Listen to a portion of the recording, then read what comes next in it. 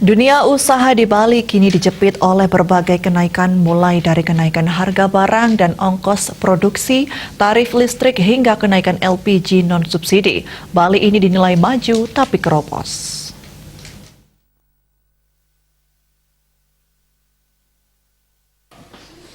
Pengusaha Panu Dianakun menyampaikan jalan-jalan sudah macet namun hotel tak ada yang penuh. Dia menilai pada akhirnya beberapa komponen administer price baik listrik maupun BBM akan naik. Pemerintah secara perlahan-lahan akan mencabut subsidi karena pemerintah tidak akan kuat menanggung subsidi di tengah harga minyak dunia yang semakin mahal. Harga minyak saat ini mencapai $300 Amerika Serikat per barel, sementara harga minyak sebelumnya hanya 60 sampai 70 US dollar per barel. Jika tidak dinaikkan, ia khawatir Indonesia akan mengalami kebangkrutan seperti Sri Lanka. Bahkan ia menilai saat ini Indonesia dan Bali mengalami kenaikan inflasi cukup tinggi, terlihat dari harga bahan pangan dan sandang di Indonesia cukup tinggi. Dibandingkan dengan Jerman, justru harga makanan dan transportasi umum lebih murah karena disubsidi pemerintah. Juni 2022, Indonesia mengalami inflasi 4,35% YoY dan secara kumulatif dari Januari sampai Juni 2022, inflasi Indonesia 3,19%.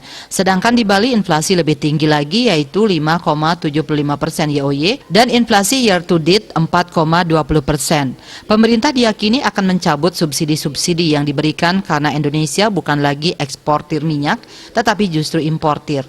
Namun jika mau, Indonesia bisa mengekspor batu bara dan kelapa sawit. Dia mengakui energi saat ini mahal, namun dengan konsekuensi dengan batu bara menimbulkan polusi dan tidak ramah lingkungan. Dengan naiknya beberapa komponen administer price tersebut, tentu akan mengurangi daya saing produk para pengusaha di Bali.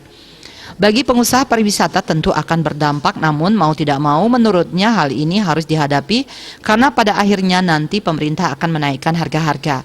Per 1 Juli tarif listrik juga naik khusus untuk daya 3.500 volt ampere ke atas. Golongan pelanggan yang mengalami kenaikan tarif yaitu pelanggan rumah tangga non-subsidi R2 dengan daya 3.500 sampai dengan 5.500 volt ampere. Golongan rumah tangga 3R dengan daya 6.600 volt ampere ke atas, golongan P1 kantor pemerintahan dengan daya 6.600 volt ampere sampai dengan 200 kilowatt ampere, golongan P3, PJU dan golongan P2 atau daya di atas 200 kilowatt ampere. Kenaikan tarif ini tentu berdampak pada sektor pariwisata, namun harga kamar hotel di Bali masih murah, berbeda dengan di negara lain. Cita Maya, Bali Post melaporkan.